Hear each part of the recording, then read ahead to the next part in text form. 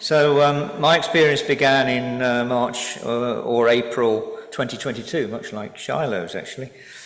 It was during a visit to my partner's house, and I decided I'd go out for a walk in a local park. I needed some exercise. And after about 3/4 of a mile, I found myself involuntarily making a fist with my right hand. I shouted quite loudly, and my right arm shot up in the air. My right leg was also involved to a degree, and I thought I was going to fall over. I didn't, but all these movements were completely involuntary, couldn't do anything at all about them. There weren't very many people around at that point, but I was still mortified with embarrassment. I pressed on up the hill a little bit, wondering what on earth had just happened. At the top of the hill, it happened again. There were fewer people around, but there was less noise, so when I shouted, of course, it drew more attention. And somebody asked me if I was all right. Well, of course I am, said I. And then found a bench and sat down to take stock. And after I'd settled myself down a little bit, I carried on and tried to finish off my walk. But I had to cross a road as I was coming back to my partner's house. And as I stepped off the pavement, I had this dreadful feeling that something horrible was going to happen. And halfway across the road, of course, I had my third one. It was frightening the living daylights out of me. I thought I'd better not stay at my partner's house very much longer, so I went back and made an excuse, and then I drove home. Yes, I know. Wouldn't do it now, but it was important at the time. I can't remember really whether I had any more spasms or not on the way home, and nor can I remember how many more I had during the next few days, but by the time I got back to see her again, they were happening regularly, especially when I was under stress of any kind. This could be physical stress, mental stress, emotional stress, fatigue, surprise, talking to a lot of people, in a small room, anything really. Then between May and December 22, I consulted with a number of healthcare professionals, usually on the phone, because during that time, of course, the doctors weren't seeing people in their surgeries. However, later on they did, and I did visit clinics and surgeries and even 2 local hospitals. I was even seen by a couple of neurologists. What I wanted was a diagnosis and some effective treatment to get rid of these rather bizarre symptoms. Several opportunities to do so were missed. I did, however, have my prostate removed during the period, which was an accurate diagnosis, and it was effective treatment. It was just for something else. I had a number of spontaneous remissions, which makes me rather unusual. One of several things that makes me rather unusual. The spontaneous remissions, and they varied from a few days, 5 or 6 days, to several weeks. But then they returned, unfortunately, during December 22, when my partner and I had decided to spend Christmas in a nice hotel. We chose the Malvern Hills Hotel in Worcestershire. I believe that other nice hotels are also available. We wanted a first-class Christmas dinner and to be spoilt for a little bit. In the event, I'd bought an expensive bottle of claret, and I was wearing a new, mostly white shirt from a smart outfitters. While we were waiting for the dinner to arrive, I had an enormous spasm whilst picking up my glass of wine. It also included my leg, so as well as spilling the wine all over my shirt, I also kicked the table and spilt the water all over the table. So I had to go back and wash my shirt, dry myself out, and whilst I was away doing all this, of course, the expensive dinner arrived, which then got cold. Anyway, I managed to wash the shirt quite well, and this is it, actually. I'm wearing it now. So, there we go. It wasn't a complete waste of time, because I did manage to go for a little walk on the Malvern Hills. I think it was Christmas Day, wasn't it, Chris? Christmas Day, yeah. We went for a little walk on the Malvern Hills. And then I came back when I started to get spasms again. 2023 started quite positively. At some point or another in the late winter, they disappeared, just stopped altogether, just like that. But it really was quite devastating when later on in the late summer, they just came back again, also completely unexplained. No idea how they went and no idea how they came back, but it was very, very upsetting. I then went to see a GP, had a very, very unsatisfactory face-to-face consultation. And having watched 3 of my spasms, he told me that I just have to put up with them. No other treatment was offered, and it's probably just as well. Not long after, I changed my GP. So in December 23, I visited the GP at my new surgery. What I wanted was some treatment for my asthma symptoms that were getting quite troublesome. I hadn't bothered to mention the spasms because nobody else paid any attention to them. They weren't really interested in them. And I just thought, well, you know, your man says you've got to put up with them. So I thought, I'd better learn to put up with them. Anyway, she noticed them and she said, what are those? What's happening? So I said, I call them spasms because nobody else is bothered. So she said, well, I think you're having epileptic fits. No, not fits, seizures, I beg your pardon, epileptic seizures.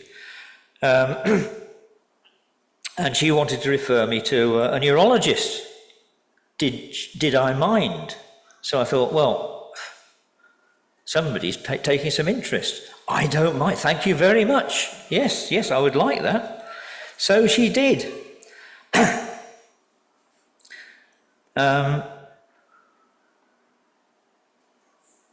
Yeah, I've been putting up with these for the best part of 2 years, and yes, it was really nice that somebody else wanted to do something about it. My breathing difficulties were getting a little bit worse after that. Bear in mind, I'd gone to see her about my asthma. I noticed I was getting slower and slower walking. In fact, everything was getting a bit slower, and I was struggling to play my whistle. And effectively, I stopped going out to play my whistle in local sessions in the evenings. This was very hard, as they were important to me as a form of relaxation and were a large part of my social life. In February 2024, my spasms were really getting quite bad, but they reached a peak and gradually improved for a little while until in June I was admitted to another hospital, to the trauma and orthopaedic department. And on the 11th of June, surgery was performed to replace my right shoulder joint. Apparently, 30% of shoulder replacements are due to epileptic seizures.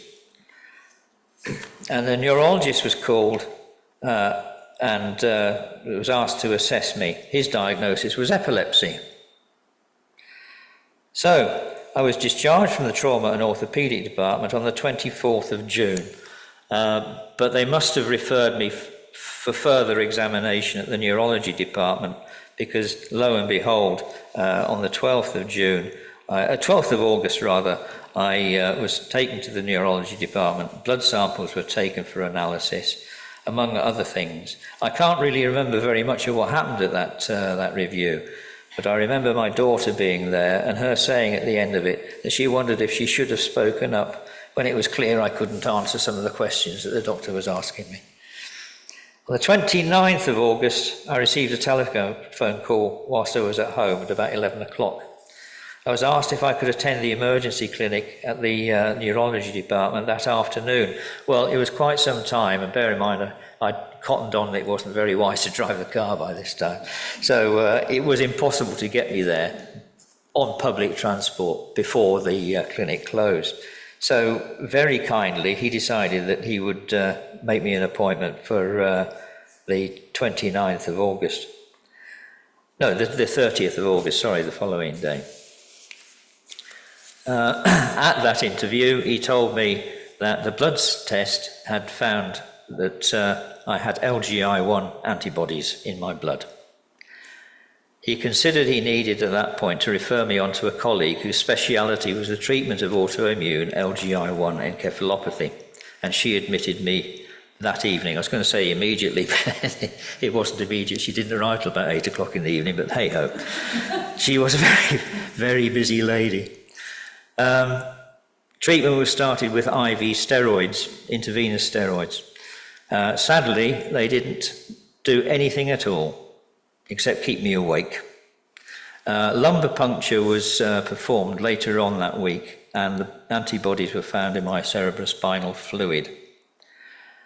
So I got 5 doses of plasma exchange, which I think some people have been familiar with. I think, Rosie, did you say you had? No, oh, somebody else said they had it, I'm sure. Anyway, my spasms, which I now knew were called dystonic seizures, abated after the second plasma exchange. I still had 3 more, but that was fine. And I never had any others apart from one or two in highly stressful occasions during the following week. I might have to have a little glass of water. Oh, you did this for me, didn't you? So on the 24th of September, I was discharged from the hospital, and I went to my partner's house for a few weeks, and she looked after me very kindly. And the 24th of September was actually the date that I should have seen the neurologist in the other hospital that the GP had referred me to, which I thought was quite ironic, but there we go. I returned to my own home after a few weeks. I thought we was just going to spend the weekend there, but as it happens, my partner broke a bone in her foot, and she wasn't able to drive me back to her house. So I got left in my own home to look after myself, which was quite entertaining. Wasn't really quite up to it, but I think I probably still aren't up to it, but never mind. Anyway, poor Chris's health continued to deteriorate, and she couldn't have coped with looking after me. Anyway, where are we now? So having finally been seen by the right team in the right place at the right time, the right diagnosis made and the right treatment given, I'm now trying to recover from the treatment. But you've been on steroids? Oh, they're great, aren't they? So, you know, on the inside of the box is this product particulars leaflet, right? And it's got all the side effects of all the drugs that, you know, and there's common ones, very common ones. I've had all of them. Absolutely. The rest I can't be bothered. Going beyond that is just not. But sleep, oh, honestly, if you want to stay up all night, take some prednisolone. It'll do the job. The rest of the most outstanding ones, oral thrush. Dear, oh dear. My tongue has actually cracked with it and bled. So I've had you know, oral nystatin to deal with that, and of course that does other things lower down, but gets rid of the thrush. Anyway, yeah, so I'm coping with that now with saline mouthwashes, at least twice a day, and that gets rid of the thrush. But yeah, you've got to get used to the taste of the salt. Skin on my fingertips got so dry that cracked and bled as well, so it was painful picking stuff up, except £20 notes, they were all right. So, yeah, increased susceptibility to infection, there's one, because I think the GPs, I don't think they're allowed to give sufficiently high doses of antibiotics, and not the really strong ones. So you don't really get rid of anything because you're not given enough of anything strong enough. So you keep on getting infections that you just basically, I've just had to deal with them naturally and get rid of them, you know, by my own immune response. Osteoporosis and soft tissue effects, had all that. loss of muscle bulk in my legs and my arms, had that. That's actually caused some problems because it's combined with loss of balance because of the encephalitis. It's staggering about all the while, and together with the red eyes caused by the steroids, it makes me look as though I've had far too much to drink, which is a shame because I can only drink 1 or 2 glasses before I get, beyond it. It's just not worth the effort. But the doctors don't believe that I only have 2 or 3 units a week at the most. They think I've had far more. Anyway, part of the disease has made me very emotional. So, really, really sad things on the telly, I'm in tears. Really, really sad things in real life, I'm in tears. And it works the other way as well, so that really nice things are great. So I'm hyper emotional. I think it's the encephalitis, I'm not sure, but bright flashing lights, I can't stand it. And things that move quickly, and colours changing rapidly, it's all very, very disturbing. Which all these things are things that much loved of program makers and television shows and stuff like that. They love all these flashing lights and blurring colours. Can't stand it. Which is a shame because I'm a great fan of F1, and I think it's a Singapore Grand Prix that's finished, and I just would like to know who's won. Anyway, I have very unpredictable short-term memory loss, which is why I'm using all this. Can't remember anything. And I've also had auditory and visual hallucinations, which make me doubt, which did make me, I'm getting better now, I had a lot of trouble in believing what I was seeing or listening to. And I always doubted anything unless I heard it a second time. If I heard it or saw it a second time, I could rely on the fact that it was really happening. Fortunately, that's improving. I'm learning how to keep my temper. It's not easy at times. This has got to be encephalitis. It can't be that I'm getting a grumpy old man. It just can't be. If counting to 10 doesn't work, I try counting to 20, and sometimes even 30. If I have to get beyond 50, usually the cause of the temper has gone somewhere else. But it doesn't really matter because I'll have forgotten about it anyway. I do confess I can be rather reckless with money. And I've been taken in once or twice by tradesmen. While the jobs that they've suggested I did need doing, it might not have necessarily been better done by them. It might have been better done by somebody else. Likewise, I've developed a liking for Lego sets. It's like 3-dimensional jigsaws. It's really quite good. And I particularly like the Star Wars kits. I'm 72 years old and I'm playing bloody Lego. Anyway, why not? 72 or not, it doesn't really matter. So I've got a lovely couple of kits, R2-D2 and C3PO. Let's see if the button works. Oh. Got to hold it longer. Ah, there we are. There we are. C3PO, R2-D2. And here they are. Any questions?